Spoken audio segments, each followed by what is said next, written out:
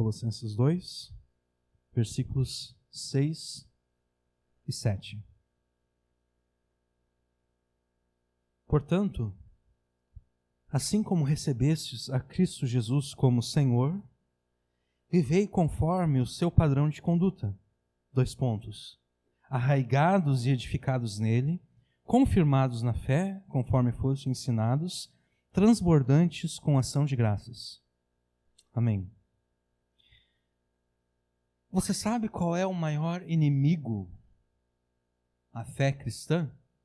Qual é o maior inimigo à igreja cristã nesse mundo?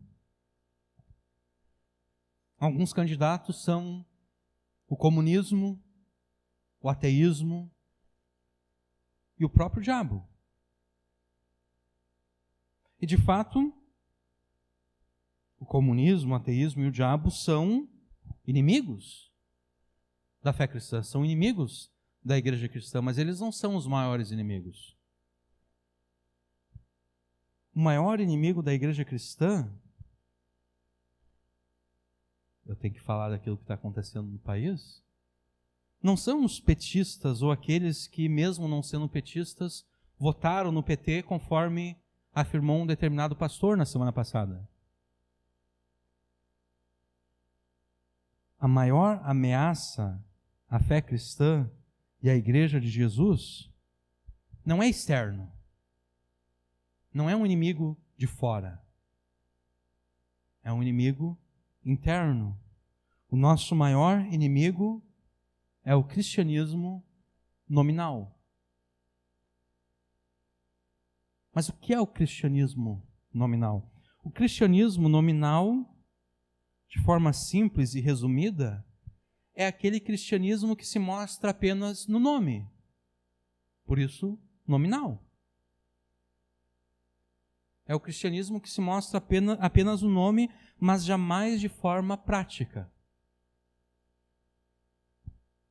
O cristão nominal é aquele que num cenário de perseguição, ele jamais seria preso, ele jamais seria torturado, ele jamais seria morto.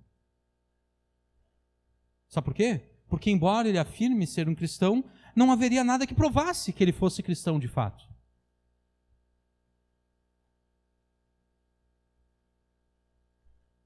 As pessoas procurariam evidências de que ele é cristão e não encontrariam evidências de que ele é cristão. As palavras dele não indicam que ele é cristão, as atitudes dele, as ações dele, nada indica que ele é um cristão.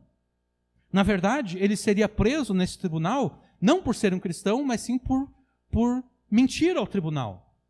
Ele diria, eu sou um cristão, e o juiz diria, tá bom, tu está mentindo, porque tu está dizendo que é um cristão, mas não há nenhuma evidência que tu é um cristão. Obviamente que eu estou fazendo uma piada, né? Porque mentir num tribunal é crime. Né? A pessoa jura dizer a verdade, ela é obrigada a dizer a verdade. Um cristão nominal é aquele que no cenário de perseguição, ele não seria preso por ser um cristão. Ele seria preso por estar mentindo por ser um cristão, porque embora ele afirme ser um cristão, não há nenhuma evidência na vida dele de que ele de fato é um cristão. O cristão nominal é aquele que você só sabe que é cristão porque ele te disse que é cristão. Mas se ele não tivesse te dito ser um cristão, você jamais desconfiaria que ele é um cristão, porque nada na vida dele demonstra que ele é um cristão. As suas palavras, as suas ações não demonstram que ele é um cristão. Este é o cristão nominal, cristão apenas de nome. O cristianismo nominal é a maior ameaça à fé cristã e à igreja. E por que isso? Por que o cristianismo nominal é a maior ameaça à fé cristã e à igreja? A resposta é bem simples. O cristianismo nominal é a maior ameaça à fé cristã e à igreja exatamente porque não existe nada mais danoso para o testemunho do evangelho do que pessoas que se dizem cristãs, mas que não vivem como cristãos. Não existe nada mais danoso para o testemunho do Evangelho do que pessoas que dizem, eu sou um cristão. Mas que apesar dessa confissão, não vive como um cristão deve viver. Os cristãos nominais, eles trazem escândalo e tropeço, tanto para os verdadeiros cristãos, quanto para os incrédulos de fora. Os cristãos verdadeiros, mas que estão enfraquecidos na sua fé, vendo o péssimo testemunho dos cristãos nominais, eles vão se sentir fortemente tentados ou a desistir da fé, ou então a se juntar aos cristãos nominais dos seus pecados. E com relação aos incrédulos, o incrédulo vai ter mais uma desculpa para dizer, olha só, é por isso que eu não sou crente, olha ali, ó. Está vendo aqui um monte de gente se dizendo cristão e está me impedindo de ir para o trabalho. Eu quero ir trabalhar, mas estão bloqueando a estrada esses cristãos do bem.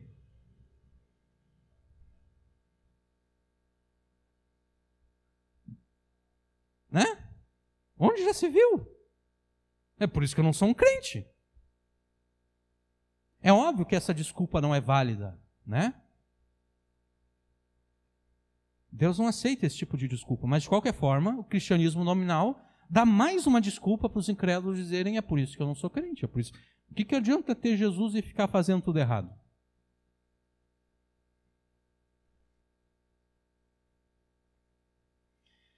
No Brasil, infelizmente, impera esse cristianismo nominal. Até algumas décadas atrás, esse cristianismo nominal era apenas algo de católico romano, né? Havia os católicos romanos não praticantes. E os crentes evangélicos gostavam de tirar uma com os católicos, né? Dizendo, olha só, cara, se diz católico, mas não é praticante. Hoje em dia não dá mais para tirar uma onda com os católicos, porque hoje em dia a gente tem evangélicos não praticantes. Ah, eu sou evangélico. É mesmo, sim. Mas tu olha para a vida da pessoa,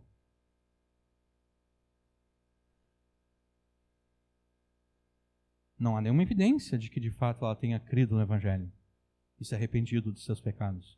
No Brasil, infelizmente, impera este cristianismo nominal, esse cristianismo apenas de nome. Mas que não se mostra de forma prática.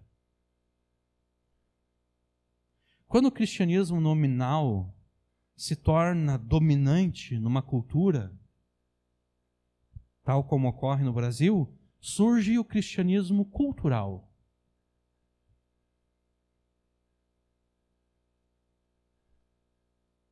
É parte da cultura ser cristão. Um exemplo de cristianismo cultural já foi mencionado nessa noite.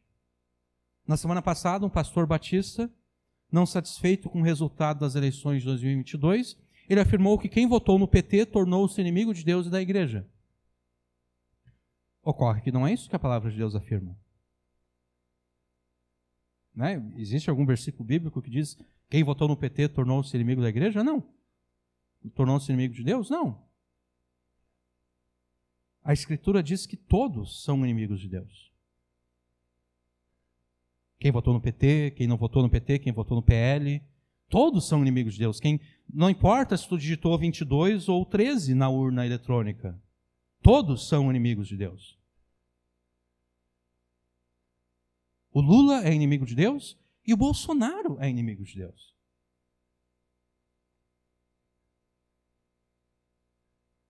Porque nenhum dos dois se rendeu a Cristo Jesus, o Senhor.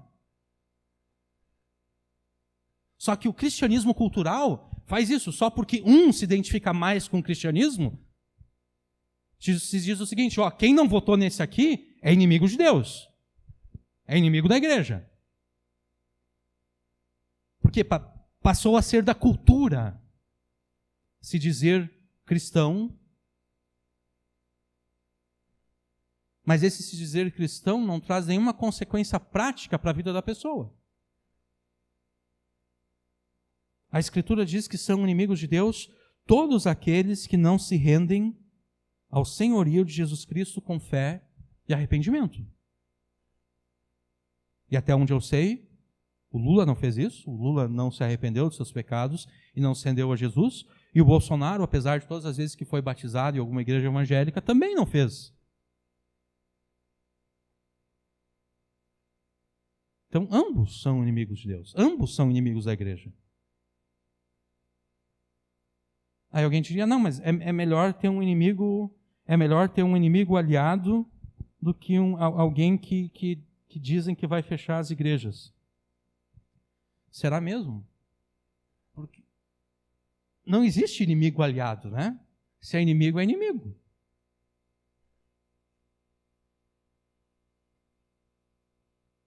Por acaso o batismo não foi pisado? E a ceia do Senhor não foi pisada? E o nome de Deus não foi tomado em vão? Às vezes em que o Bolsonaro foi batizado e participou da ceia sem ser um cristão verdadeiro? Foi. Né? O nome de Deus foi tomado em vão. O nome do Pai, do Filho e do Espírito Santo foi tomado em vão quando ele desceu as águas do batismo sem ser um cristão verdadeiro. Porque há uma diferença, né? Aqui, nessa igreja, nós já batizamos pessoas que não eram cristãs verdadeiras. Mas há uma diferença. Na época em que essas pessoas foram batizadas, a gente pensava que elas eram cristãs verdadeiras. Depois elas não se mostraram verdadeiras. O Bolsonaro jamais demonstrou ser um cristão verdadeiro em nenhum momento. Isso é o cristianismo cultural. Fruto do cristianismo nominal. Deus, pátria e família. O cristianismo nominal é Deus, pátria e família, mas não tem nenhum sentido, não tem nenhum significado, não se mostra na vida da pessoa. A tragédia do cristianismo nominal e cultural é a perda do evangelho. Por que eu digo isso? Porque qualquer pessoa que levar a sério as palavras daquele pastor, se o incrédulo, imagine um incrédulo ouvindo aquele pastor falando. Quem votou no PT tornou-se inimigo de Deus e da igreja. E o incrédulo pensa, opa, eu votei no 22, então eu não sou mais inimigo de Deus. Aí você vai pregar o evangelho para essa pessoa, você vai dizer para ela que ela é inimiga de Deus, ela vai dizer, não, eu não sou inimigo de Deus. Eu não sou inimigo de Deus, porque eu não votei no 13, eu votei no 22. É a perda do evangelho. Nos Estados Unidos está acontecendo algo semelhante do que está acontecendo no Brasil aqui. Nos Estados Unidos está surgindo algo que se chama de nacionalismo cristão. Né? As pressões da sociedade secular estão levando as pessoas religiosas a se juntarem num gueto cultural. E nesse gueto cultural tem de tudo. Tem protestantes, tem católicos romanos, tem testemunhas de Jeová, tem mormons. Tem outras pessoas que não são religiosas, mas que têm uma visão um pouco mais conservadora da vida. E qual é a consequência disso? O evangelho se perde, né? Porque tu não pode, se tu pregar o evangelho, tu vai espantar os católicos romanos, né? Porque o catolicismo romano não tem o verdadeiro evangelho. Então, para tu manter esse nacionalismo cristão, tu tem que perder o evangelho, porque se tu pregar o evangelho, tu vai perder os católicos, tu vai perder os mormons, tu vai perder as testemunhas de Jeová, tu vai perder aqueles que não querem saber de religião, só querem conservar esse conservadorismo. Né? Conservar o conservadorismo é uma coisa muito boa. É uma redundância aqui, mas de qualquer forma. Se perde o evangelho. O evangelho é perdido.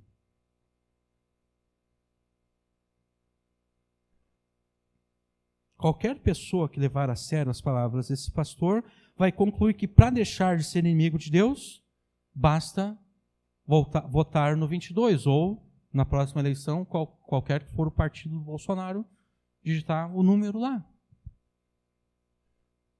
É só isso. Não precisa de Jesus. Não. Não precisa de Jesus. É só votar num candidato político. Se tu votar nesse candidato político, tu não é mais inimigo de Deus.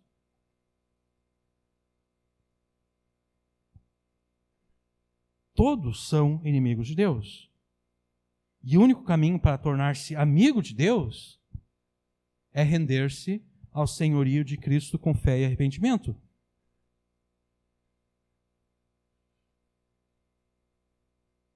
As igrejas da Galácia substituíram Cristo pela circuncisão.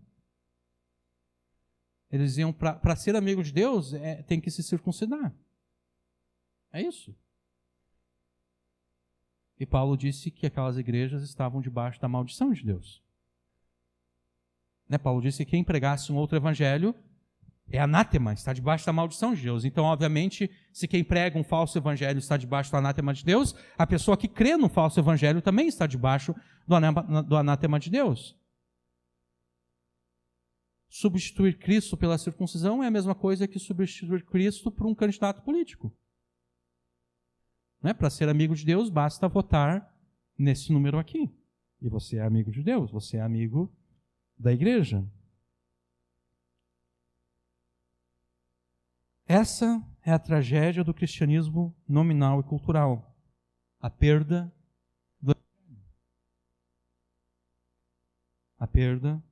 do evangelho. O cristianismo nominal, o cristianismo cultural, é o cristianismo da igreja de Laodiceia.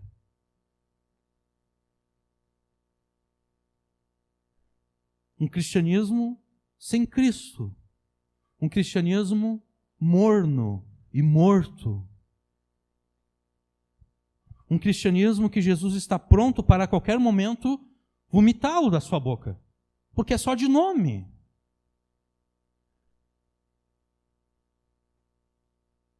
Não é quente e não é frio.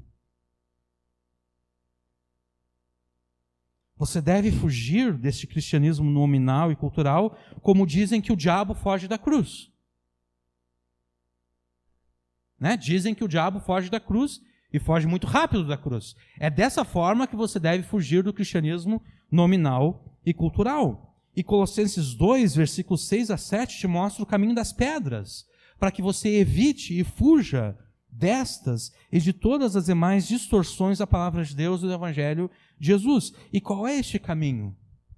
O caminho para fugir do cristianismo nominal, do cristianismo cultural, é o caminho da submissão plena a Jesus Cristo como teu Senhor. Receba a Cristo como Senhor e viva conforme o seu padrão de conduta, estando nele arraigado, edificado, confirmado e agradecido.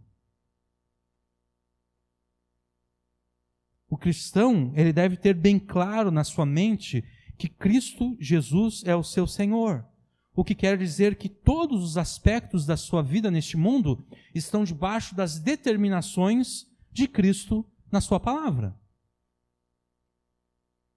Se Cristo é o teu Senhor, então todos os aspectos da tua vida estão debaixo das determinações de Cristo que se encontram na palavra de Deus. Você deve receber a Cristo Jesus como Senhor e você deve viver conforme o padrão de conduta do próprio Cristo. E como é esta vida vivida conforme o padrão de conduta de Cristo, o Senhor? É uma vida que está arraigada em Cristo, é uma vida que está edificada em Cristo, é uma vida que está confirmada em Cristo e agradecida em Cristo. O Espírito Santo levou Paulo a escrever este texto para te mostrar como evitar a todo custo o cristianismo nominal e cultural que, pela sua natureza apóstata, só pode resultar na ira de Deus. Então, ouça nessa noite a voz do Espírito Santo enquanto ele te ordena. Receba a Cristo como Senhor e viva conforme o seu padrão de conduta, estando nele arraigado, edificado, confirmado e agradecido. Vocês notaram que, quando eu li aqui os versículos 6 e 7, ficou um pouquinho diferente do que nós temos aqui na nossa Bíblia, né? Isso é porque eu li a tradução que eu fiz desses versos, a partir do grego, tá? E eu vou me basear principalmente na minha tradução. Eu vou me referir aqui ao Almeida Corrigido Fiel, que é a Bíblia que nós temos, mas eu vou basear principalmente na minha tradução. Até agora nós cobrimos apenas a parte introdutória da carta de Paulo aos Colossenses. Capítulo 1, versículo 1 até o capítulo 2, versículo 5. Tudo isso é praticamente a parte introdutória dessa carta, a abertura dessa carta. O verso 6 é o verso de transição entre a parte introdutória e o corpo da carta, a parte introdutória e o desenvolvimento da carta. O versículo 6 ele funciona como uma espécie de dobradiça entre a introdução e tudo mais o que Paulo vai dizer aos Colossenses. A primeira parte do verso reafirma de forma resumida o principal argumento teológico da carta até o momento. Jesus Cristo é o Senhor e nós estamos submetidos ao seu senhorio e às suas determinações. A segunda metade do verso resume os comandos e as advertências que vão vir a seguir, até o capítulo 4. Nós devemos continuar vivendo em Jesus da mesma forma que nós recebemos a Jesus.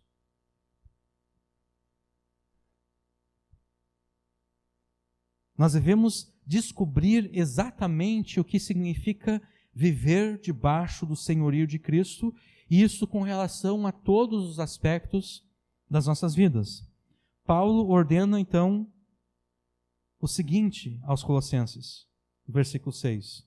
Portanto, assim como recebestes a Cristo Jesus como Senhor, vivei conforme o seu padrão de conduta. Nós temos aqui no versículo 6, assim também andai nele. Depois eu vou explicar por que a minha tradução está um tanto diferente ali.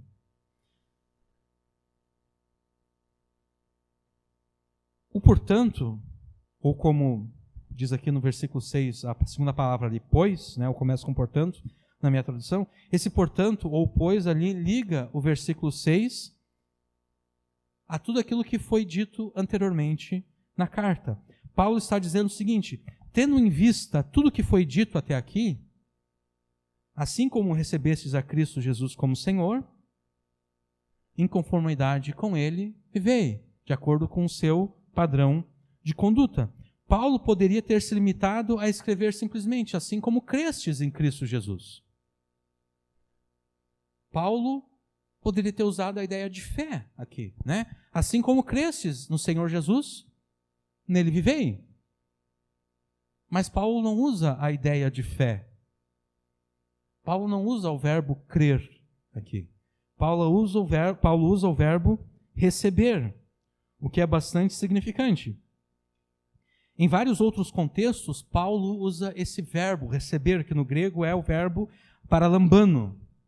Paralambano, um belo verbo esse, né? Paralambano. Ele usa esse verbo para se referir ao recebimento ou à aceitação da tradição acerca de Cristo e acerca da significância de Cristo. Por exemplo, em 1 Coríntios 11, 23, Paulo diz o seguinte: pois recebi do Senhor, esse recebi é paralambano, pois recebi do Senhor o que também vos entreguei. O Senhor Jesus, na noite que foi traído, tomou o pão. Em 1 Coríntios 15, 1 a 3, Paulo diz o seguinte: irmãos, lembro-vos do evangelho que vos anunciei, o qual também recebestes, e no qual estáis.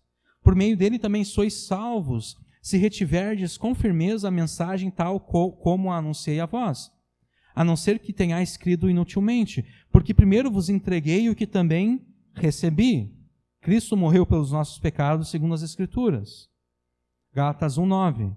Conforme disse antes, digo outra vez: se alguém vos pregar um outro evangelho diferente daquele que já recebestes, seja maldito. E ele continua em outros lugares, eu poderia continuar citando aqui, mas não vou para a gente não perder tempo. Esses versos mostram o verbo grego paralambano, receber, se referindo ao recebimento ou do ensino do evangelho, ou então do ensino acerca de Cristo, ou então do recebimento da palavra de Deus. Esse verbo sempre é usado dessa forma. nunca para se referir ao recebimento de uma pessoa. Esse verbo sempre é usado para se referir acerca do recebimento de um ensino, de uma tradição, da própria palavra de Deus. Nunca de uma pessoa. Colossenses 2:6 é a única ocorrência no Novo Testamento desse verbo com relação ao recebimento de uma pessoa.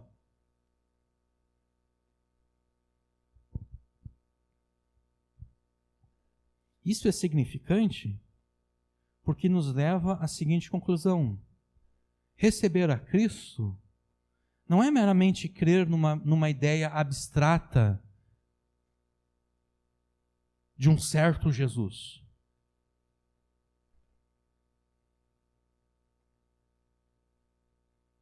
Receber a Cristo não é receber qualquer Cristo.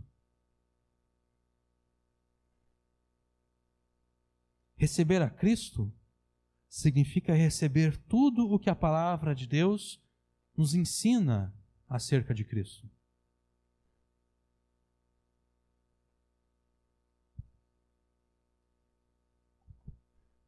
Na última pregação, nós citamos de passagem um certo pregador que afirma de forma malandra que Jesus é a chave hermenêutica para a interpretação da Bíblia. É uma frase completamente verdadeira. Jesus é a chave hermenêutica para nós entendermos a Bíblia. Se nós não tivermos Jesus na mente, nos nossos pensamentos, enquanto a gente está lendo a palavra de Deus, a gente não vai compreender, a gente não vai entender, a gente não vai saber como interpretar a palavra de Deus.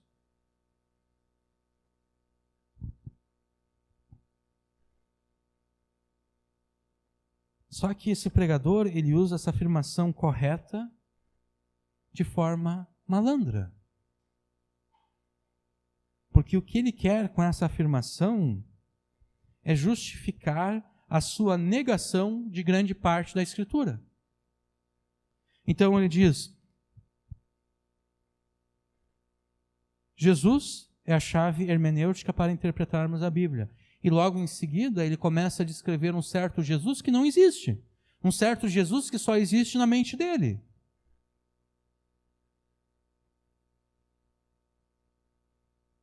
E daí então, quando ele chega nas passagens bíblicas, por exemplo, que condenam o homossexualismo como pecado,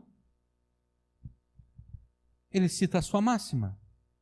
Jesus é a chave hermenêutica para nós interpretarmos a Bíblia. Então ele diz: Jesus nunca ensinou contra o homossexualismo. Então nós não devemos ensinar contra o homossexualismo. Jesus não condenou o homossexualismo como pecado. Então nós não devemos condenar o homossexualismo como pecado. Jesus não conclamou os homossexuais ao arrependimento. Então nós não devemos conclamar os homossexuais ao arrependimento. Esse pregador e tantas outras pessoas receberam a Cristo de forma abstrata, receberam um Cristo que não existe. Um Jesus que só existe na imaginação deles.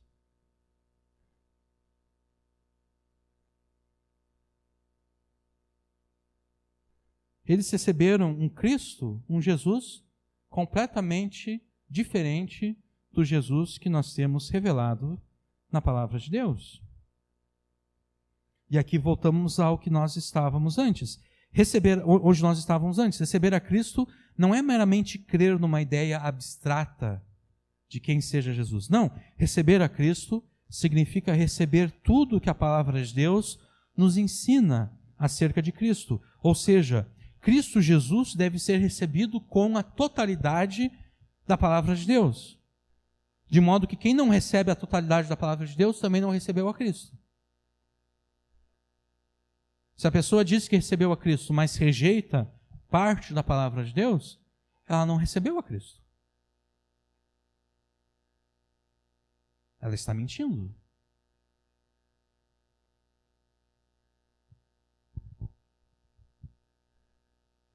Nos termos que nós usamos na introdução, essa pessoa é um cristão nominal, um cristão apenas de nome, não um cristão verdadeiro. Receber a Cristo, então, significa se comprometer com o ensino da palavra de Deus em todos os seus aspectos. Significa se comprometer com o ensino de Deus acerca de Jesus e da significância de Jesus para a humanidade e para o restante do mundo, para a história do mundo. Paulo, indiretamente aqui, ele está contrastando a pregação de Epáfras com as tradições humanas que estavam invadindo a igreja de Colossos. Porque antes, bem no início dessa carta, Paulo disse que Epáfras era um fiel ministro, ou seja, Epáfras tinha pregado a verdade da palavra de Deus. E Paulo agora, de forma então indireta, ele está contrastando a tradição acerca de Cristo que os colossenses receberam de Epáfras com as filosofias e tradições humanas dos falsos mestres que Paulo cita no versículo 8. No versículo 8, que nós não vamos ver hoje, mas Paulo diz o seguinte: tende cuidado para que ninguém vos faça presa sua por meio de filosofias e vãs sutilezas, segundo a tradição dos homens, segundo os rudimentos do mundo e não segundo Cristo. Paulo aqui de forma indireta está criando um contraste entre aquilo que Epáfras pregou, entre aquilo que os colossenses receberam como tradição acerca de Cristo e aquilo que agora estava vindo como novidade, como tradição humana, como filosofia, como vã sutileza. E Paulo cria esse contraste exatamente para mostrar aos colossenses e a nós, por extensão, que nós devemos aceitar apenas a tradição bíblica e rejeitar todas as tradições humanas.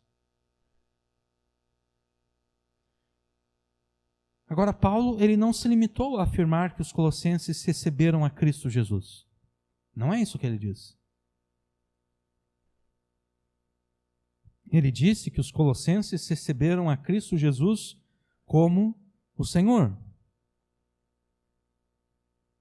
A Almeida Corrigida Fiel, que é a nossa Bíblia aqui, neste ponto afirma apenas o seguinte, recebestes o Senhor Jesus Cristo. É assim que está aqui, né? Como, pois, recebeste o Senhor Jesus Cristo, assim também andai nele. A questão é que o grego coloca bastante ênfase no título Senhor. Porque lá nós temos literalmente escrito o Cristo Jesus, o Senhor. Lendo em grego, ton Christon Iesun ton Kyrion. O Cristo Jesus, o Senhor. Traduzindo literalmente, nós teríamos o Cristo Jesus, o Senhor, com dois artigos definidos. Um antes de Cristo, um artigo definido antes de Cristo e outro antes de Senhor. O propósito de Paulo, ao construir assim a frase, é enfatizar o título Senhor. Para que deste modo ele pudesse ecoar a primeira e talvez principal confissão da igreja cristã naqueles primeiros anos. Qual era a principal confissão da igreja primitiva? Jesus é Senhor. Jesus Kyrios. Jesus é Senhor. Essa era a principal confissão de fé da igreja primitiva. Essa confissão ela é encontrada em textos como Romanos 10:9. Porque se com a tua boca confessares Jesus como Senhor, e em teu coração creres que Deus ressuscitou dentre os mortos, serás salvo. Aqui está a confissão. Se confessar Jesus como Senhor. Também em 1 Coríntios 12:3. Portanto, vos declaro que ninguém, falando pelo Espírito de Deus, pode dizer maldito seja Jesus, e ninguém pode dizer Jesus é Senhor, a não ser pelo Espírito Santo. Ao fazer esse eco dessa confissão primitiva aqui, nesse ponto chave de transição da carta, Paulo conecta a expressão fundamental do que significa ser um cristão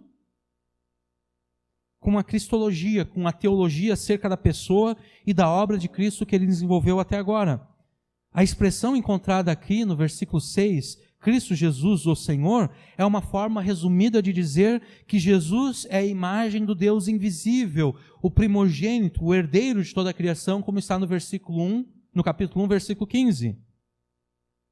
Dizer Cristo Jesus é o Senhor é uma forma resumida de dizer que Jesus é o cabeça do corpo, da igreja, aquele pelo qual todas as coisas no céu e na terra foram reconciliadas com Deus e pelo qual todas essas coisas estão sendo restauradas. Capítulo 1, versículo 20. Dizer que Jesus Cristo é o Senhor, ou dizer Cristo Jesus o Senhor, é uma forma resumida de dizer que Jesus é o mistério de Deus, como está no capítulo 2, versículo 2 e no capítulo 1, versículo 27.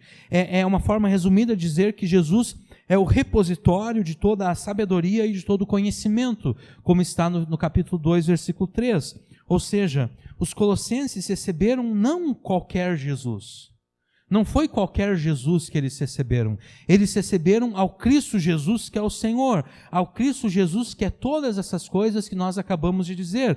Eles receberam ao Cristo Jesus, que é a imagem do Deus invisível, que é o primogênito, o herdeiro de toda a criação, que é o cabeça do corpo da igreja, que é aquele pelo qual todas as coisas no céu e na terra foram reconciliadas com Deus. Que é aquele que é o mistério de Deus, que é aquele que é o repositório de toda a sabedoria e conhecimento de Deus.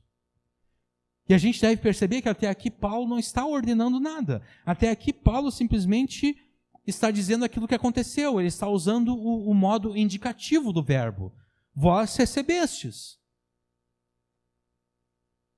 Isso já aconteceu com os colossenses. Eles já receberam a Cristo Jesus como Senhor.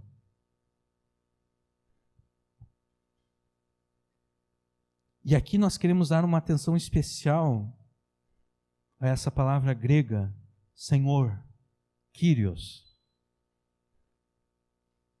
Há um minuto atrás nós dissemos que, ao descrever Cristo Jesus como Senhor, Paulo estava retomando tudo aquilo que ele afirmou anteriormente acerca de Jesus.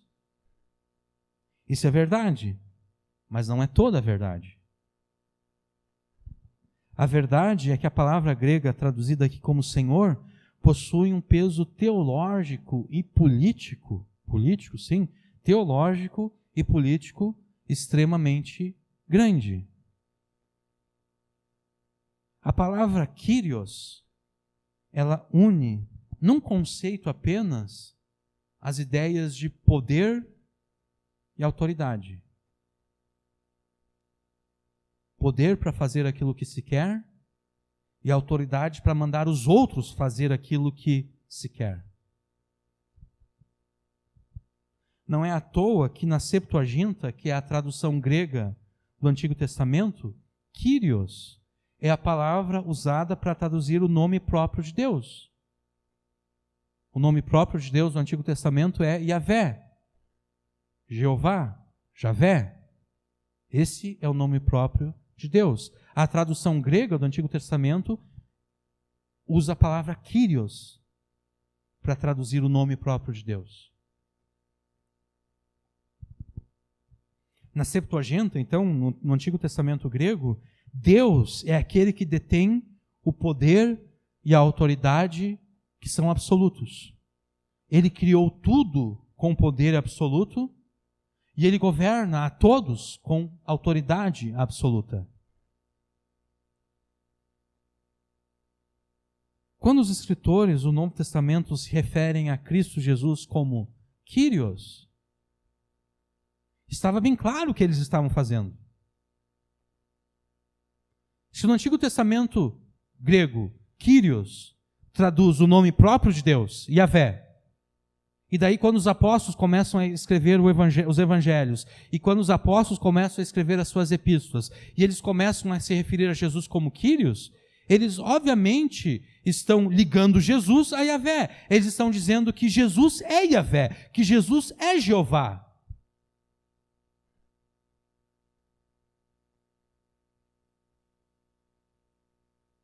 Eles estão dizendo, sabe, Yahvé lá no Antigo Testamento, ele se fez homem, ele habitou entre nós. E nós vimos a sua glória como a glória do unigênito de Deus. Ele é o Deus Jeová, o Deus que Moisés viu na sarça ardente, Yahvé, ele estava aqui entre nós. E vocês crucificaram ele.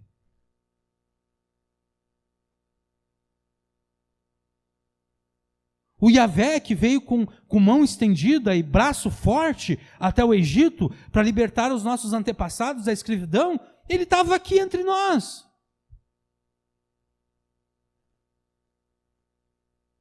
Era ele que estava aqui.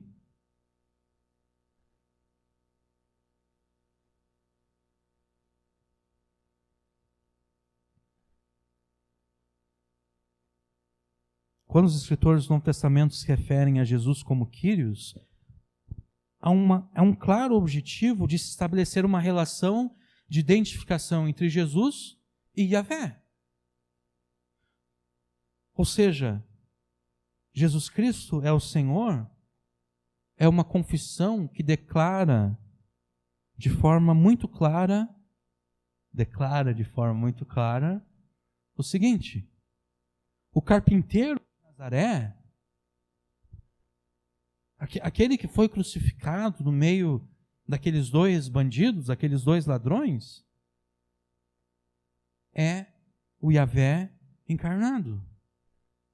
É Jeová encarnado, feito homem. Logo, receber a Cristo Jesus como Senhor significa reconhecer a plena divindade de Jesus e a sua plena igualdade com o Pai. Isso significa, por exemplo, que as testemunhas de Jeová e todas as religiões que se afirmam cristãs, mas que negam a divindade de Jesus e a sua igualdade com o Pai, todas essas religiões, elas não são cristãs de forma alguma. Porque elas não recebem Cristo Jesus como Senhor. Elas não recebem Cristo Jesus como Kyrios. Elas não recebem Cristo Jesus como Yahvé.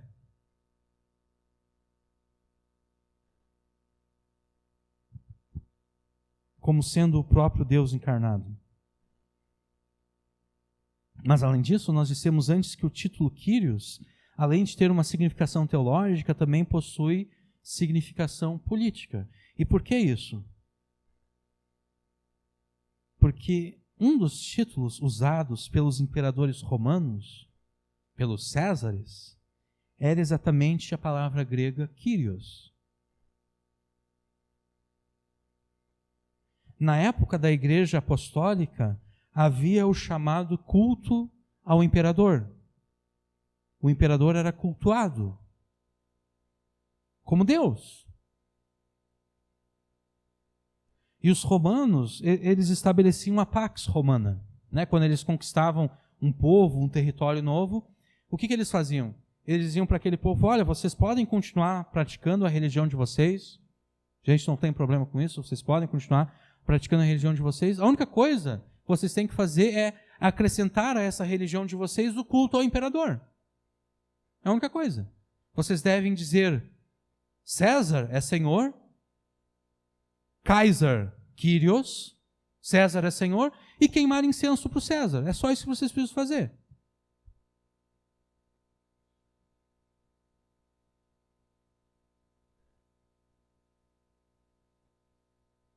Aqueles que se recusassem a fazer isso eram condenados à morte, como inimigos do Estado, como inimigos de César. Os judeus, eles estavam numa posição especial. Os judeus, eles conseguiram um acordo com os romanos. Porque, obviamente, nenhum judeu que quisesse ser fiel àquilo que havia no Antigo Testamento poderia dizer Kaiser Kyrios, né? Porque, como eu disse antes, Kyrios traduz o nome próprio de Deus. Então, os judeus, eles fizeram um acordo com os romanos. Os romanos permitiam que os judeus não participassem desse culto ao imperador. Os judeus, então, estavam desobrigados. Eles não precisavam dizer César é Senhor e eles não precisavam queimar incenso a César. E a igreja cristã nos seus primeiros anos, ela também foi beneficiada, porque nos primeiros anos, a igreja cristã parecia ser, para os romanos, apenas mais uma seita do judaísmo. Isso a gente consegue perceber lá em Atos. Né? Eu não me lembro agora quem, acho que deve ter sido Paulo, que foi levado à presença de alguém, e o cara disse, não, isso aí diz respeito às questões de vocês, judeus, eu não estou interessado em julgar essas coisas aí. Então, no início da igreja cristã, a igreja cristã foi beneficiada, porque como os romanos viam os cristãos como apenas mais uma seita do judaísmo, eles também foram beneficiados, não precisando participar do culto ao imperador. Só que à medida em que o cristianismo foi se separando da sinagoga, a partir do momento em que os judeus começaram a perseguir os cristãos de forma mais pesada, a partir do momento em que não apenas judeus criam em Jesus, mas também gentios, os romanos começaram a perceber, opa, peraí, isso aqui é uma nova religião, eles não é mais uma seita do judaísmo, não, é uma coisa diferente. É uma coisa diferente do judaísmo.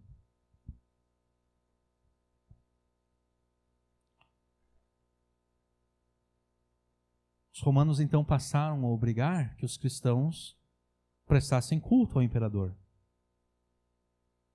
Os cristãos deveriam dizer Kaiser Kyrios, César é Senhor, e queimar incenso ao imperador. Perceba que os romanos não estavam dizendo que os cristãos deveriam parar de adorar a Jesus. Não. Os cristãos não tinham problema com isso. Podia continuar adorando Jesus. A única questão é que tinha que dizer Kaiser Kyrios, César é Senhor.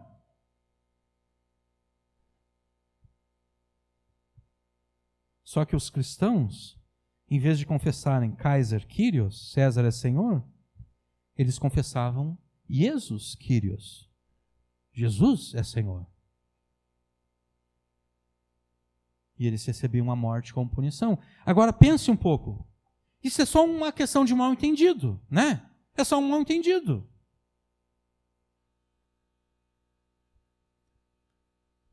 Por que os cristãos não esclareceram esse mal-entendido com os romanos? Por que os cristãos não disseram aos romanos o seguinte, olha, quando a gente diz que Jesus é Senhor, em nenhum momento nós estamos desafiando a autoridade de César. Quando nós dizemos que Jesus é Senhor, em nenhum momento nós estamos dizendo que César não seja Senhor. Não, quando nós dizemos que Jesus é Senhor, nós estamos dizendo que Jesus é Senhor nos céus, mas César continua sendo Senhor aqui na terra. Eles poderiam ter esclarecido isso, né? E então eles não seriam mortos, não seriam martirizados. Agora, por que os cristãos não esclareceram esse mal-entendido? Sabe por quê? Porque não havia mal-entendido a ser esclarecido.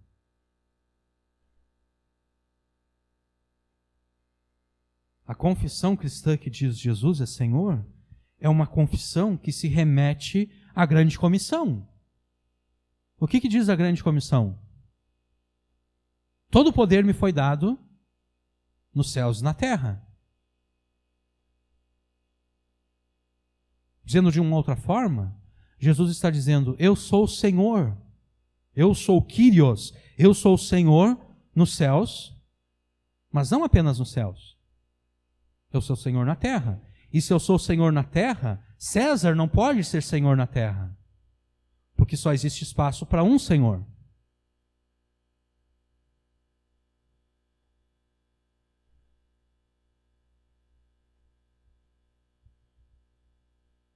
A confissão cristã que diz Jesus é Senhor é uma confissão que afirma que Jesus Cristo tem poder e autoridade absolutos nos céus e na terra. Os romanos não tinham problema em afirmar que Jesus tinha poder e autoridade absolutos nos céus, porque eles não vivem no céu. Eles vivem na terra. problema para os romanos é afirmar que Jesus tem poder e autoridade absolutos na terra. Isso era um problema para os romanos. Porque se Jesus tem poder e autoridade absolutos na terra, isso quer dizer que César não tem poder e autoridade absolutos no seu império.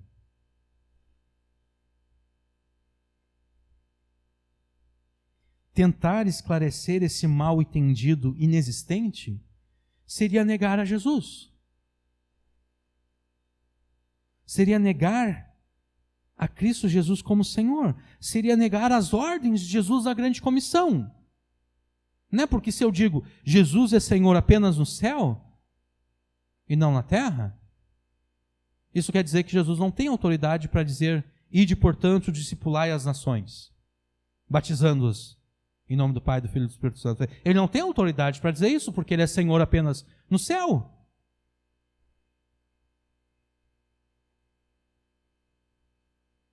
Tentar esclarecer esse mal entendido inexistente seria negar a Cristo Jesus como Senhor, seria negar as suas ordens na grande comissão. Porque foi exatamente na grande comissão que Jesus ordenou que todas as nações sejam discipuladas e ensinadas a obedecê-lo. Não a obedecer César, não, ensinadas a obedecê-lo. Não a obedecer o Lula, não, ensinadas a obedecer Jesus. Não obedecer o Bolsonaro, não obedecer o Biden, não obedecer ao Trump, não obedecer ao presidente ditador da China ou da Coreia do Norte, não. Ensinadas a obedecer Jesus.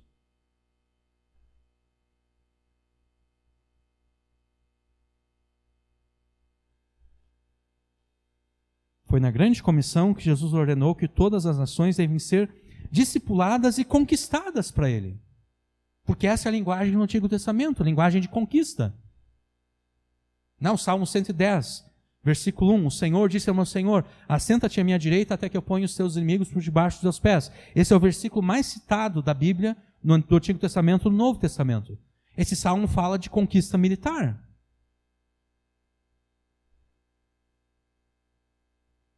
O Salmo 2, o Salmo messiânico, também fala de conquista. Foi na grande comissão que Jesus ordenou que todas as nações devem ser discipuladas e conquistadas para Ele através da pregação do Evangelho. Aqui, então, nós encontramos o componente político de Kyrios.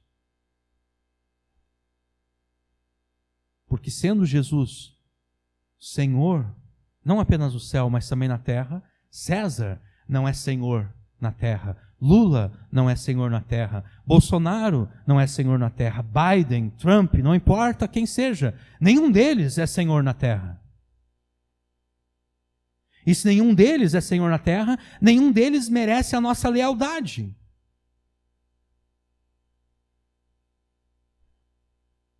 O único que merece a nossa lealdade é aquele que é Senhor nos céus e na terra.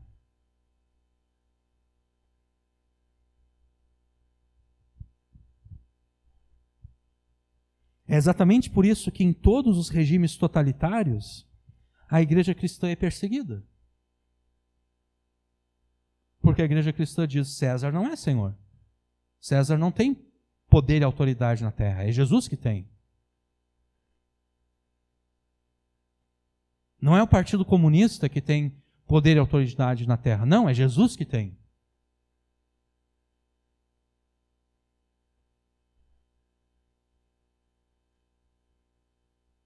Em todos os regimes totalitários, a igreja cristã é perseguida, porque a mensagem do Evangelho é a seguinte: o poder e a autoridade absolutos, não apenas no céu, mas especialmente na terra, não pertencem aos governantes humanos, pertence a Jesus.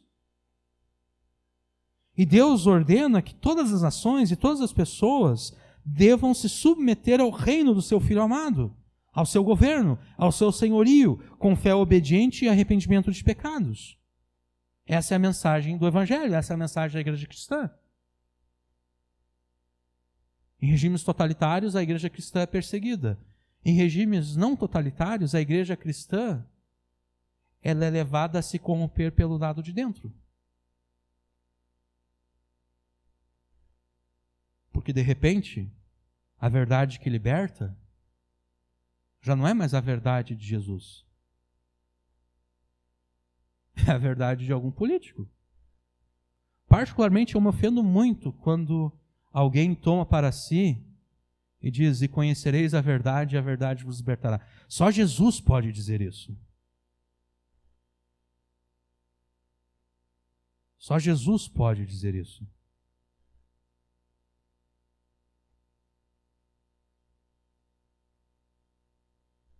Ninguém mais pode se atrever e dizer com relação a si mesmo: e conhecereis a verdade, e a verdade vos libertará.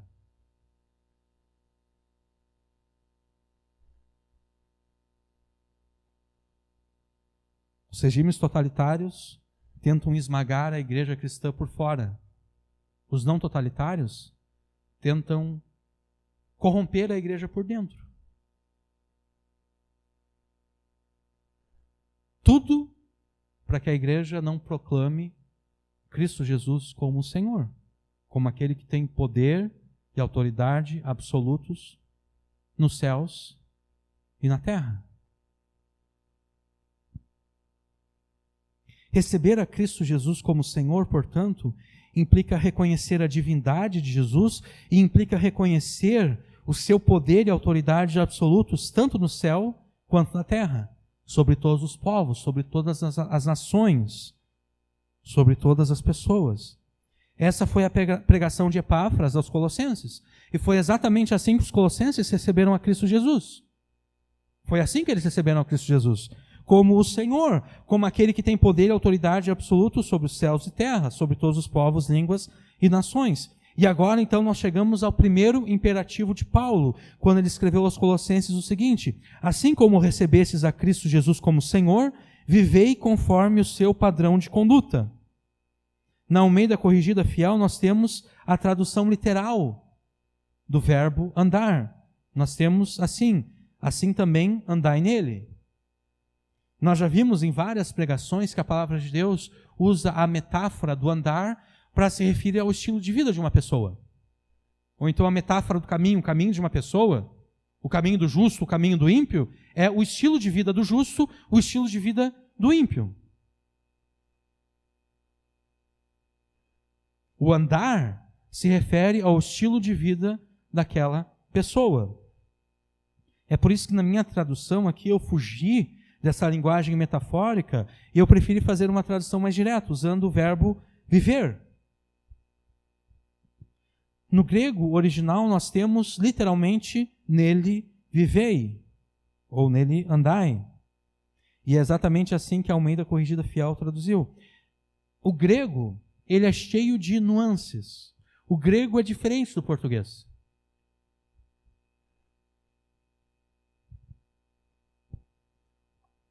No português, só os verbos mudam, né? Os verbos, a gente tem as várias conjugações, mas os substantivos, por exemplo, não mudam.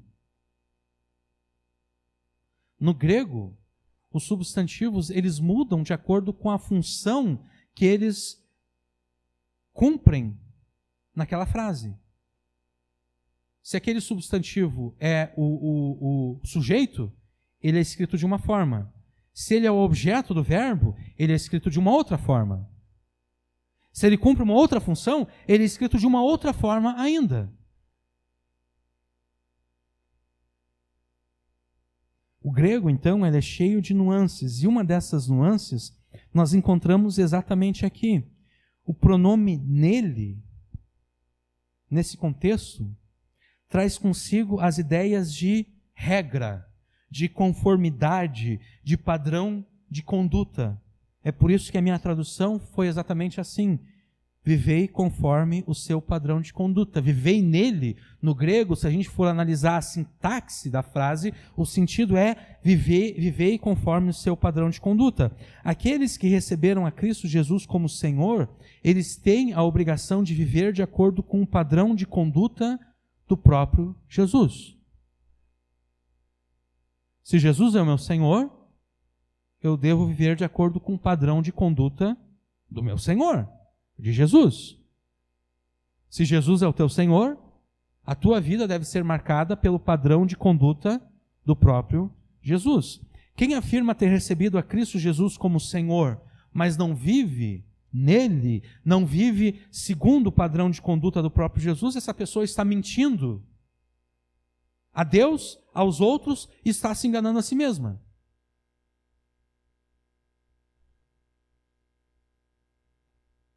Antes nós explicamos por que os cristãos primitivos não se deram ao trabalho de mostrar para os romanos que era tudo uma questão de mal-entendido. Né?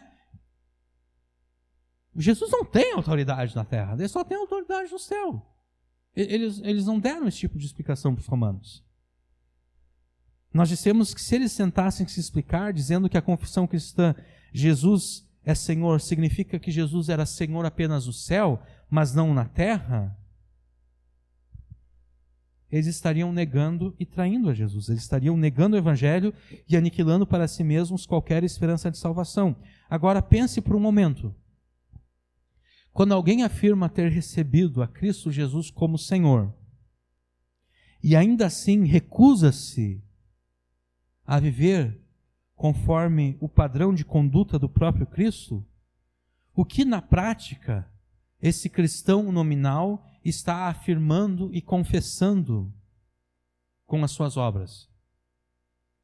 Ele está dizendo que Jesus é Senhor apenas no céu, mas não na terra. Ele está dizendo que Jesus é Senhor no céu, ele não é na terra. Por isso ele não tem autoridade para me dizer como eu devo viver. Ele não é Jesus, ele não é Senhor na terra.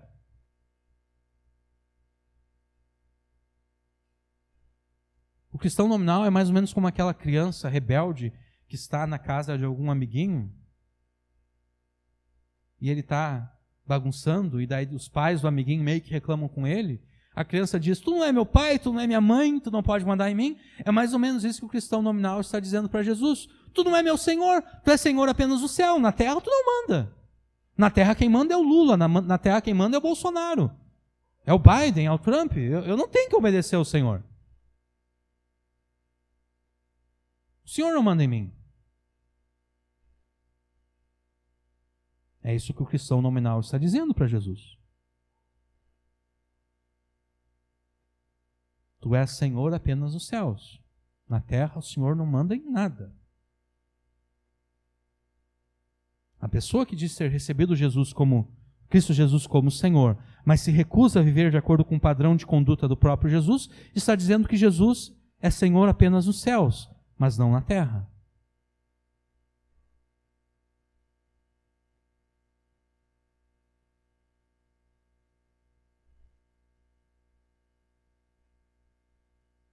Você percebe o perigo do cristianismo nominal e cultural? O cristianismo que diz Senhor, Senhor, mas não vive de acordo com aquilo que o Senhor ordena? O cristianismo nominal e cultural que afirma ter recebido a Cristo Jesus como Senhor, mas recusa-se a viver de acordo com o padrão de conduta do próprio Cristo, esse cristianismo nominal cultural acaba por negar de forma completa o senhorio, poder e autoridade de Jesus na terra, sobre todos os povos, línguas, nações e indivíduos. Aqueles que afirmam terem recebido a Cristo Jesus como Senhor, mas se negam a viver de acordo com o seu padrão de conduta, negam o senhorio de Jesus não apenas sobre si mesmos, mas sobre todo o mundo. E acabam por tornar inválida a ordem de Jesus. Discipulai a todas as nações. Por quê? Porque ele não é Senhor na terra. Ele não pode mandar aquilo que a gente deve fazer. Ele não tem essa autoridade, ele não tem esse poder. O cristianismo nominal destrói a grande comissão. Né? Se Cristo não pode dizer como eu devo viver, por que ele vai dizer para os outros como eles devem viver? Não tem sentido. Se Cristo não pode dizer como eu devo viver, então ele não pode dizer como os outros devem viver, então não tem razão, não há razão para pregar o Evangelho. Aí o cristianismo se torna apenas votar no 22. Isso é o cristianismo, é votar no 22. Não é dizer que para tornar-se amigo de Deus é votar no 22. Quem vota no 13 é inimigo de Deus, entendeu? Para que pregar o evangelho?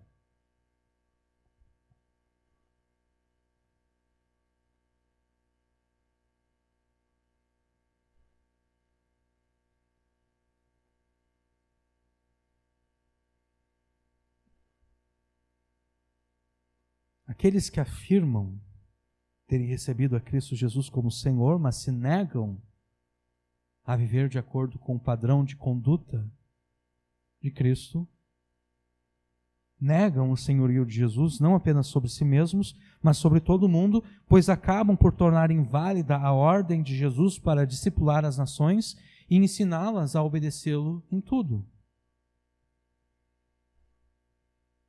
Esta é a razão principal porque o cristianismo nominal e cultural é o maior de todos os inimigos da igreja. Porque torna a igreja sem razão, né? Para que vai existir igreja? A igreja existe para ensinar as pessoas como obedecer a Jesus, mas se Jesus não tem autoridade para dizer como as pessoas devem viver, para que a igreja? Não existe razão para ter igreja. A igreja se torna apenas um clube social. Se torna apenas um lugar onde as pessoas vão para pertencer a um grupo, né? Nós, como seres humanos, nós somos seres sociais. Nós temos essa necessidade de pertencer a algo maior do que nós. Né? Por isso que as pessoas, quando vivem solitárias, em solidão, elas entram em depressão, porque nós precisamos ter esse sentido de pertencimento preenchido. A igreja se torna apenas isso. Um clube onde as pessoas vão para se sentirem aceitas, para se sentirem amadas, para sentirem que elas têm um propósito de vida que é eleger um governo conservador, mas fora isso, não.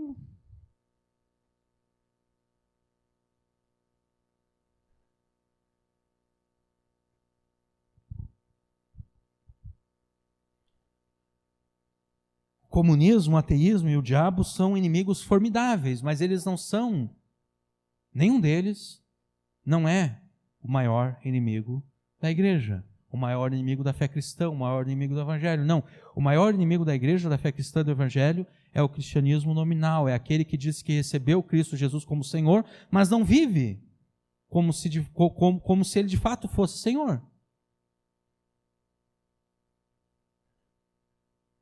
Você já recebeu a Cristo Jesus como teu Senhor? Então passe a viver conforme o padrão de conduta do teu Senhor.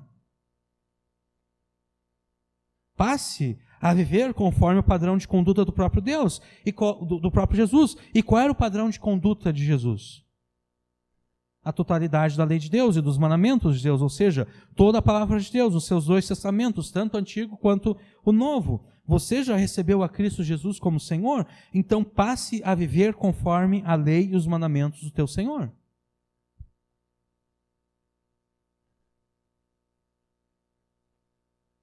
Passe a viver conforme a totalidade da palavra do teu Senhor.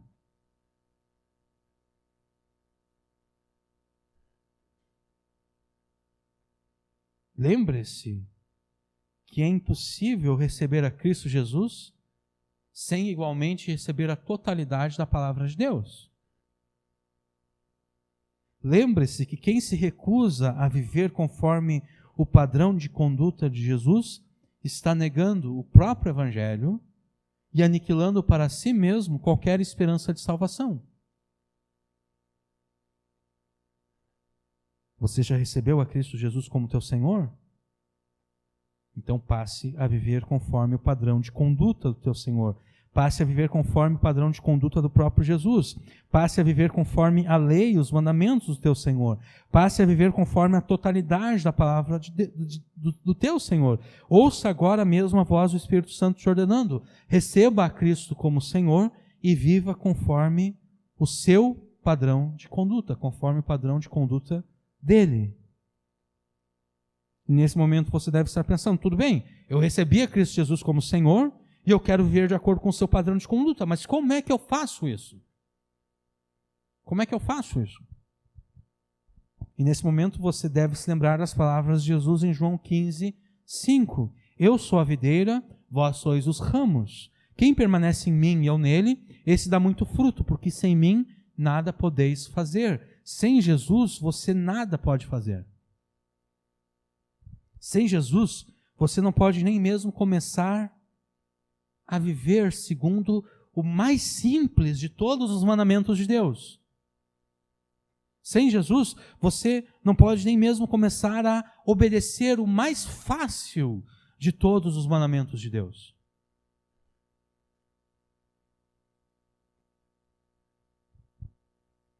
Mas estando em Jesus, você será capaz de fazer tudo o que a lei de Deus, os mandamentos de Deus e a palavra de Deus ordenam que você faça. E é exatamente disso que trata o versículo 7.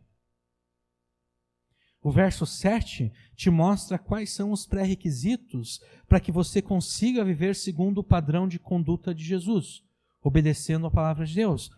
No grego, o versículo 7 no grego, ele está estruturado ao redor de 4 particípios. E sintaticamente, esses particípios eles podem ser classificados como particípios adverbiais modais. Que palavrão é esse? Esse palavrão indica meramente o seguinte: esses particípios, eles indicam o meio pelo qual a ação do verbo principal é realizada. Qual é o verbo principal? O verbo principal está no versículo 6, andai ou vivei. Os 4 particípios do versículo 7 indicam o modo pelo qual o verbo principal é executado. Ou seja, esses 4 particípios respondem à pergunta: como eu vou viver de acordo com o código de conduta de Cristo Jesus, o meu Senhor? É isso que esses 4 particípios respondem. Como? Os 4 particípios são os seguintes, segundo a minha tradução: arraigados, edificados, confirmados e transbordantes. Como você viverá de acordo com o padrão de conduta de Cristo Jesus, o teu Senhor? Estando arraigado nele. É assim que começa o versículo 7, enraizados e edificados nele. Primeiro, vamos ver o particípio que eu traduzi aqui como arraigado. Esse verbo, ele é tirado da agricultura. E o sentido básico dele é fazer criar raízes. Como ele é um particípio e ele está na voz passiva, o seu sentido é estar arraigado ou enraizado, como nós temos aqui. Qual é a função da raiz numa árvore? Qual é a função da raiz numa árvore? Dar sustentação. Tanto do ponto de vista físico, né, porque se a árvore não tem raiz, ela vai tombar. Mas mais importante do que isso, a função da raiz é dar sustentação nutricional para a árvore. É a partir da raiz que a árvore se alimenta.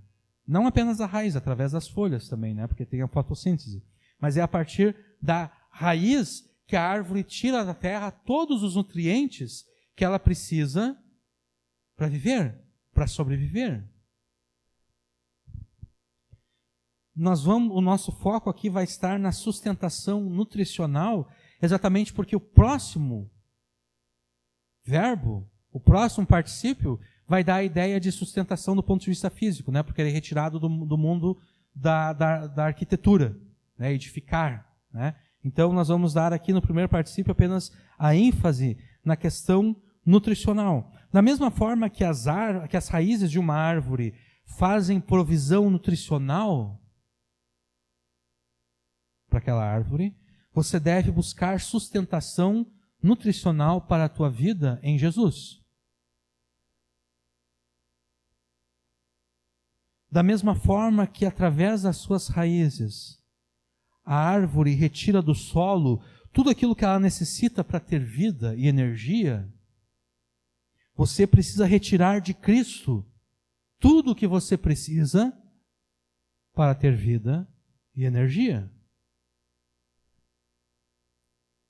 Você deve viver neste mundo, mas as tuas raízes não devem estar fincadas neste mundo.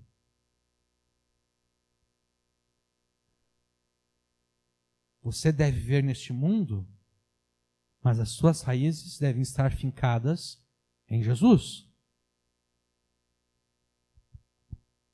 o teu Senhor.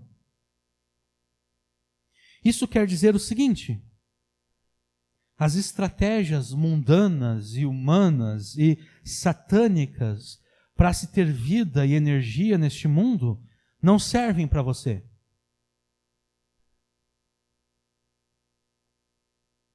Eu vou repetir.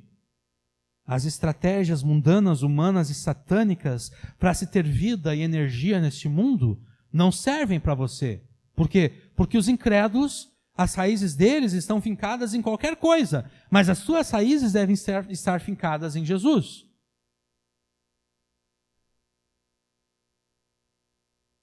Isso quer dizer que você não pode imitar os incrédulos naquilo que eles fazem para ter vida e energia.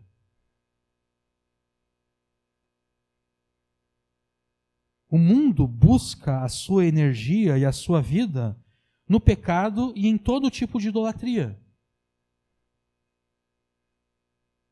Você não deve fazer isso. As suas raízes as suas raízes não podem estar fincadas no mesmo terreno onde estão fincadas as raízes dos incrédulos. As suas raízes devem estar fincadas em Jesus.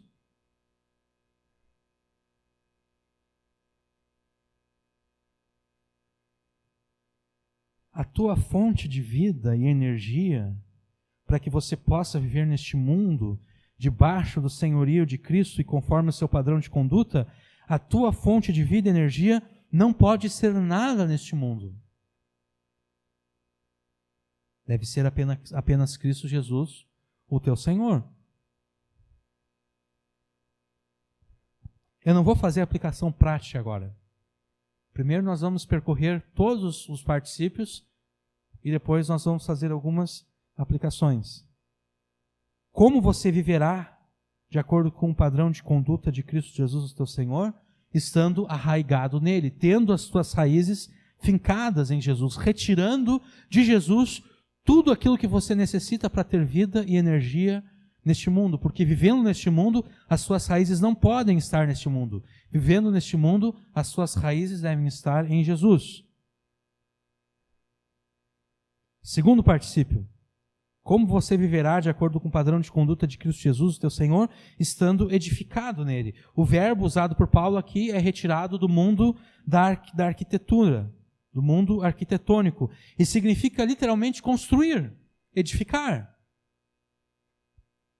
Estando na voz passiva, o sentido é construído, edificado, da mesma forma que uma casa e um edifício são edificados sobre uma fundação sólida. A tua vida deve estar edificada sobre a fundação sólida que é Cristo Jesus, o teu Senhor. Nos evangelhos, Jesus coloca os seus ensinos, as suas palavras e as suas obras como uma rocha sólida sobre a qual as pessoas devem edificar as suas vidas. Nas epístolas, Paulo coloca Jesus como sendo o fundamento sobre o qual a igreja e os crentes são edificados.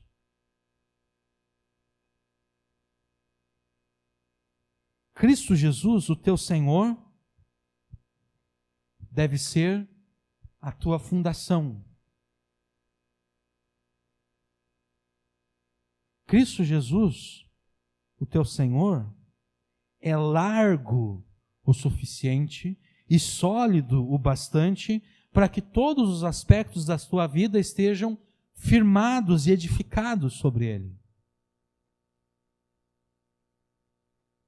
Jesus não é estreito para que apenas alguns aspectos da tua vida estejam edificados sobre ele e outros aspectos estejam edificados em outra fundação qualquer. Não, Jesus é largo o suficiente para que todos os aspectos da tua vida estejam edificados sobre ele. E Jesus não é uma fundação assim frágil, que se você construir demais sobre ele, daqui a pouco vai começar a afundar, né? Tem a Torre de Pisa, lá na Itália. Famosa exatamente porque ela está inclinada. O solo não era adequado para ser edificada aquela torre, foi edificada e daqui a pouco ela começou a inclinar. E obviamente, desde a Idade Média, os caras, né, eles usam lá algumas coisas para tentar evitar que ela de fato tombe, né? Mas Jesus não é assim muito fraquinho como aquele solo lá na Itália. Não, Jesus é sólido o bastante para que você consiga construir toda a tua vida em cima dele.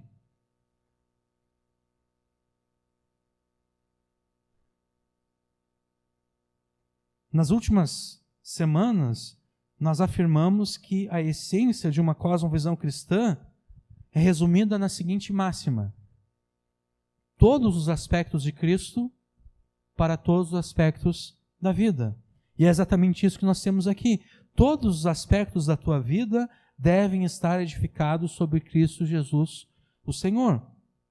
Isso quer dizer o seguinte: a tua vida familiar, a tua vida financeira, a tua ética de trabalho, o modo como você gerencia e administra o teu tempo e o teu dia, a forma como você se relaciona com as demais pessoas, a forma como você se relaciona com os animais e a floresta, e até mesmo a forma como você gerencia o teu descanso e o teu entretenimento, tudo isso, todos os aspectos da tua vida devem estar edificados sobre Jesus.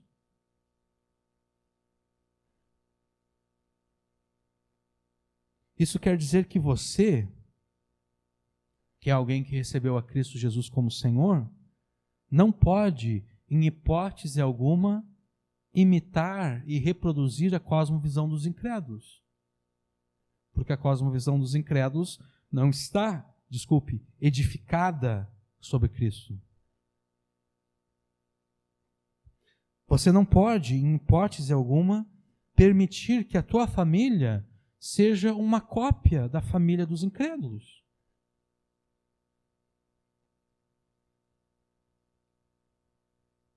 Não. Se a tua família é uma mera cópia da família dos incrédulos, você não está edificando sobre Cristo. Esse aspecto importante da tua vida, a tua vida familiar, não está sendo edificada sobre Cristo.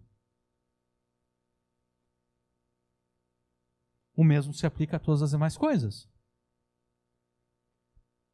A tua vida financeira, a forma como você administra os seus bens, não pode ser igual à forma como os incrédulos administram os seus bens. Tem que estar de acordo com a palavra de Deus. A tua ética de trabalho não pode ser igual à ética de trabalho dos incrédulos. A tua ética de trabalho deve ser conforme aquilo que a Bíblia afirma.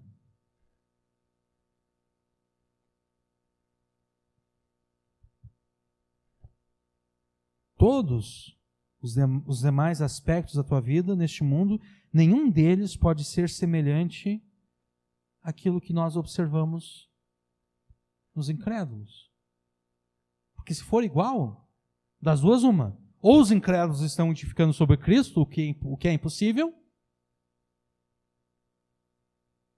ou então, de fato, o que está acontecendo é que você não está edificando sobre Cristo.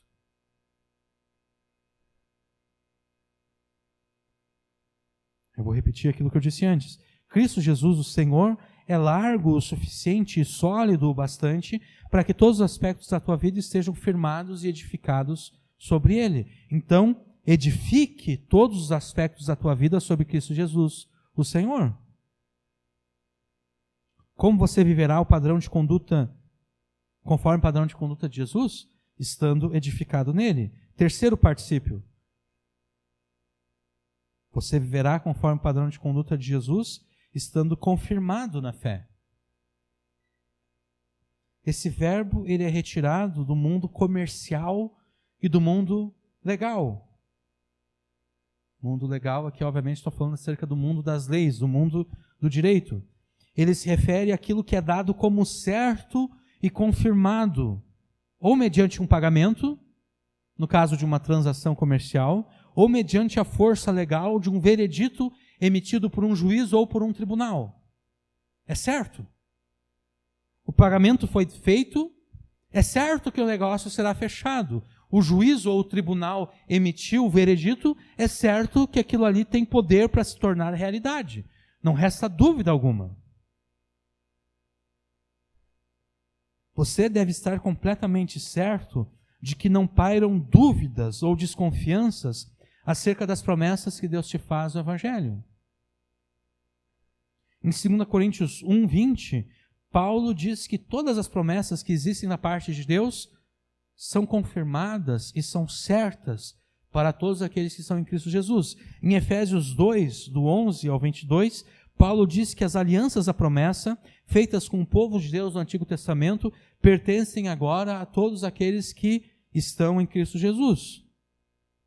O que dá certeza a tudo isso é a obra redentora efetuada por Jesus a favor da igreja. O seu nascimento, a sua vida, a sua morte, a sua ressurreição e a sua subida aos céus.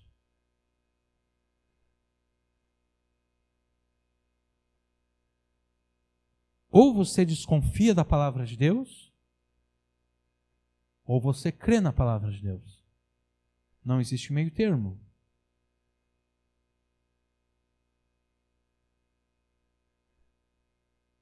Você deve estar confirmado na fé, você deve entender as promessas de Deus na sua palavra como algo que já foi consumado, já é certo.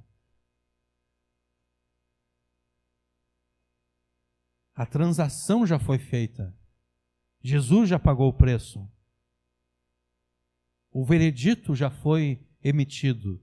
Deus, o juiz, aceitou o sacrifício de Jesus como um pagamento digno para o perdão dos pecados e Deus emitiu o veredito acerca dos crentes dizendo: foi justificado.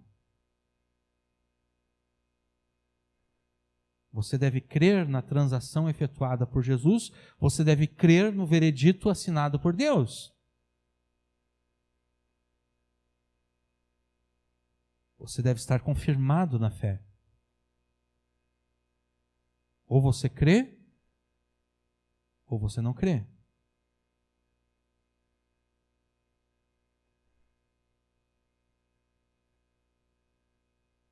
Você deve estar completamente certo de que não pairam dúvidas ou desconfianças acerca das promessas que Deus te faz no Evangelho. Você deve estar confirmado na fé, ou seja, você deve estar confirmado na esfera da fé. Você deve estar confirmado por meio da fé. O grego permite essa interpretação, né? Na esfera da fé ou por meio da fé. Confie e creia em tudo que a palavra de Deus promete àqueles que receberam a Cristo Jesus como Senhor. Como você viverá então conforme o padrão de conduta de Cristo Jesus, estando confirmado na fé.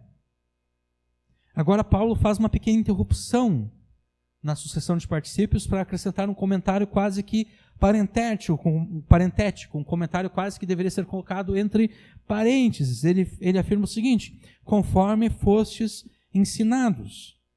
Com este comentário, Paulo está mais uma vez reforçando que o que ele está escrevendo aqui aos Colossenses não é novidade nenhuma para eles. O que ele está escrevendo para os Colossenses é algo que eles já sabiam, porque Epáfras já tinha dito isso para eles.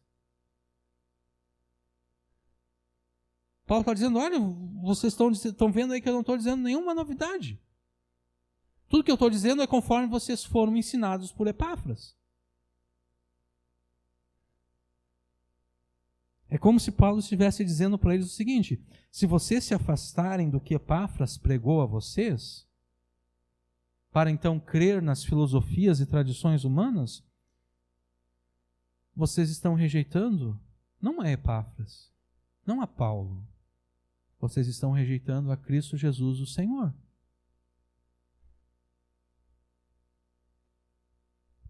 como você viverá conforme o padrão de conduta de Cristo Jesus, não te afastando do ensino claro e coerente da palavra de Deus e do Evangelho. Agora sim, quarto particípio.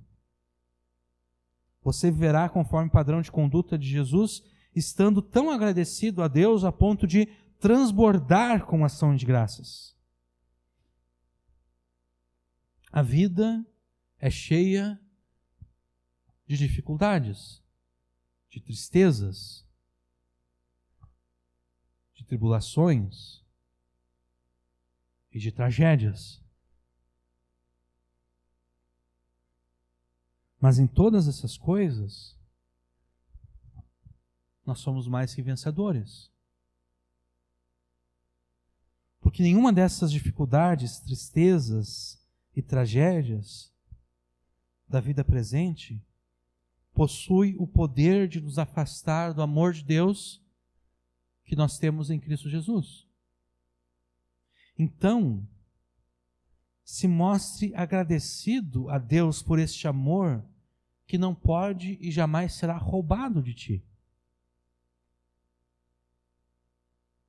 Transborde com ações de graças, ou como diz aqui na nossa versão, abundando em ação de graças. Transborde com ação de graças por todas as coisas na tua vida, tanto as agradáveis quanto as não agradáveis, tanto aquelas que nos deixam tristes.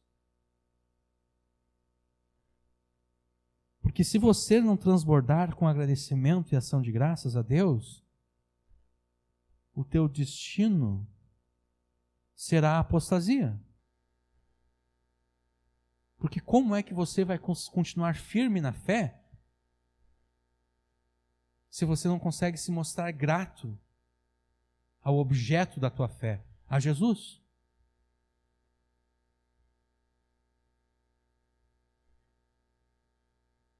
Não é como. Porque hoje você vai estar assim, não, eu não estou gostando muito do que Deus está fazendo na minha vida, não. Eu não estou satisfeito. E amanhã você continua assim. E depois de amanhã você continua assim. Daqui a um pouco, você vai pensar, para que eu vou continuar com Jesus? Eu não estou satisfeito com Ele. Né? Não são assim que acabam os relacionamentos humanos? Os casamentos? O homem, de repente, não está mais satisfeito com a sua mulher. A mulher, de repente, não está mais satisfeita com seu marido. Mas eles continuam casados, mas a insatisfação vai crescendo. Daqui a pouco o cara pensa, poxa vida, para que eu vou continuar com essa pessoa aqui que não me satisfaz? Faz algum sentido continuar esse casamento? Não, não faz. Então, eu vou me separar. Ou meramente eu vou ter um casinho por aí. Os piores, em vez de simplesmente dizer que acabou, resolvem trair o seu cônjuge.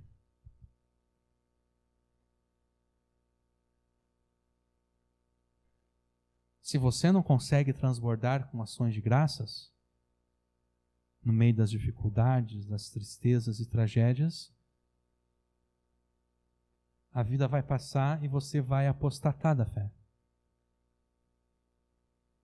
Porque vai chegar lá na frente e você vai dizer, para que eu vou continuar? Não há mais satisfação.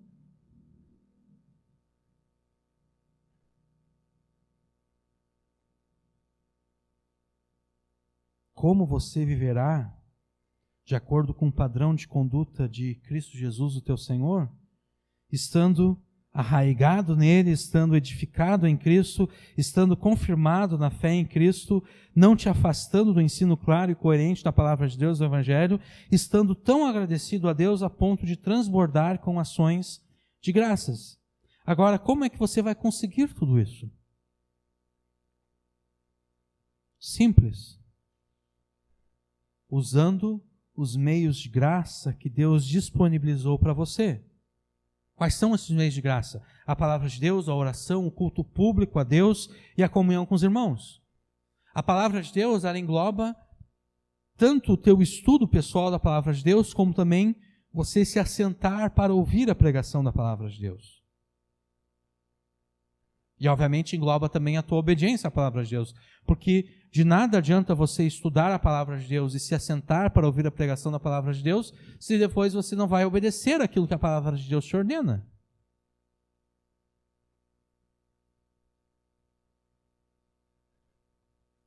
O segredo para viver conforme o padrão de conduta de Jesus é viver conforme o padrão de conduta de Jesus. O segredo para obedecer a Deus é obedecer a Deus. Você nunca vai obedecer a Deus se você não começar a obedecer a Deus.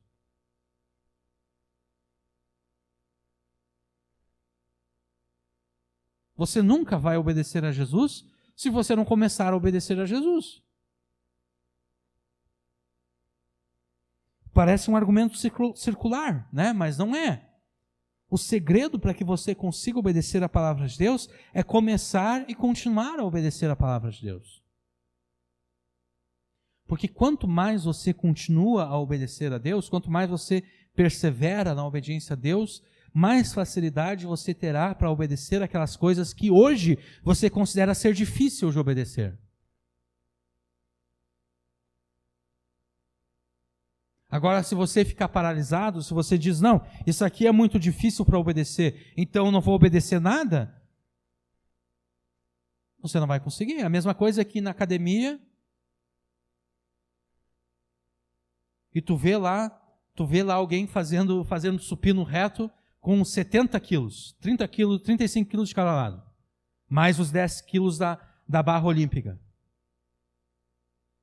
E tu pensa, nem vale a pena eu começar, porque se eu tentar fazer isso, não vai sair 1 milímetro a barra ali.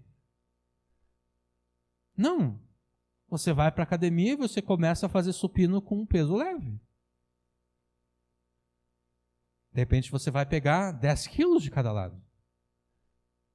Ou para os mais fraquinhos, de repente vai pegar 5 quilos de cada lado.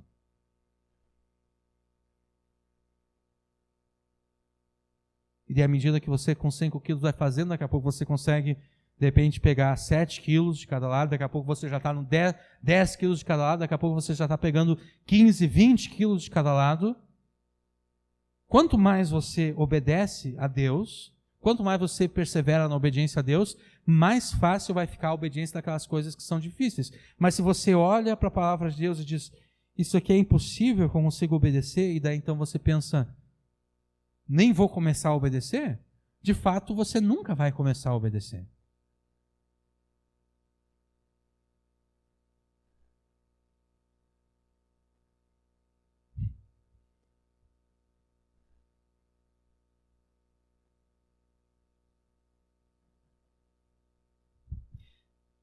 A obediência à palavra de Deus vai te arraigar, edificar em Cristo, vai confirmar a tua fé, vai te convencer a não abandonar a Cristo e vai te fazer transbordar em ações de graças a Deus.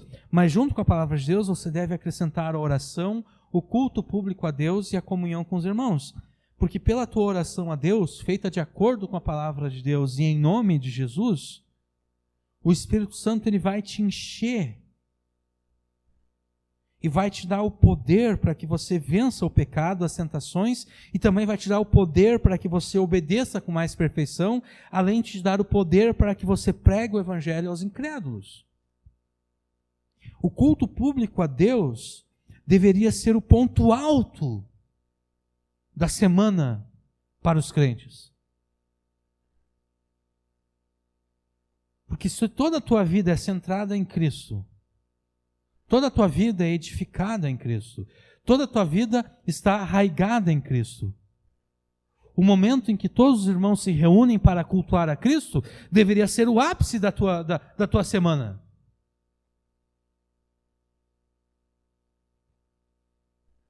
Você deveria pensar, toda a minha semana ela foi direcionada para isso. Só que, infelizmente, não é assim que os crentes veem o culto a Deus. O culto a Deus não é o ápice da semana. Não é o ponto alto.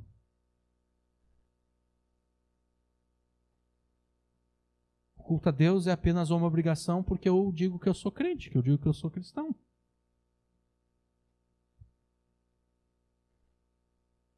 Isso indica que o todo da vida da pessoa não está indo na direção de Cristo. Que a vida daquela pessoa não está arraigada, edificada em Cristo. Que aquela pessoa não está confirmada na fé. E que ela não transborda com ações de graças. O culto público a Deus deveria ser o ponto alto, o ápice, o clímax da semana para todos os crentes. Porque é no culto público que as nossas orações, estudo da palavra e a nossa obediência, feitos em particular, encontram a sua expressão máxima.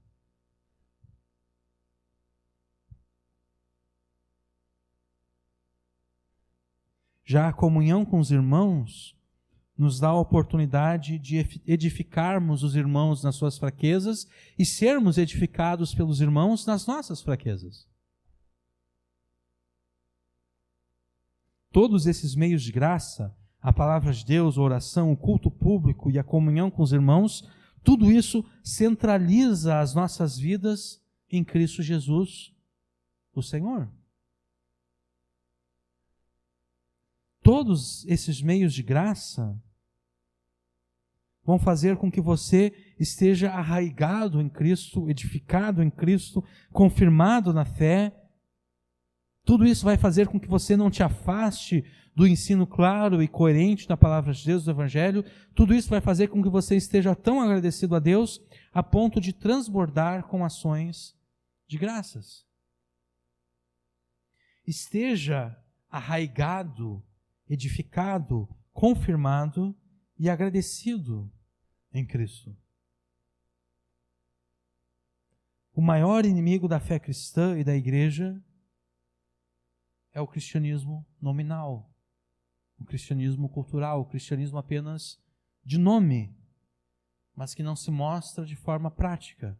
O cristianismo que diz que recebeu a Cristo Jesus como Senhor, mas que se recusa a viver de acordo com o padrão de conduta do próprio Jesus.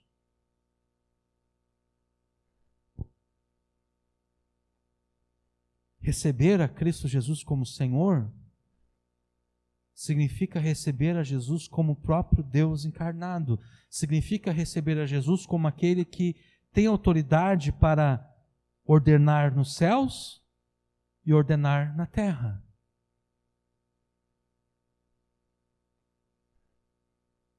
Você já recebeu a Cristo Jesus como teu Senhor? Então viva de acordo com o padrão de conduta dele. Viva de acordo com o padrão de conduta do próprio Jesus. Passe a viver conforme a lei e os mandamentos do teu Senhor. Passe a viver de acordo com a totalidade da palavra do teu Senhor. E você fará isso como? Estando arraigado em Jesus, edificado em Jesus, confirmado na fé e transbordando com ações de graças. Faça uso dos meios de graça que Deus disponibilizou para você e a tua vida estará arraigada em Cristo, edificada nele, confirmada na fé, e você transbordará com ações de graça. Faça isso e você estará cooperando com o teu Senhor no discipulado e na conquista das nações. Não faça isso e você estará dizendo que Jesus até pode ter autoridade no céu, mas na terra ele não manda. E se na terra ele não manda, não há por que fazer discípulos, né? Ele não manda. Ele não tem autoridade.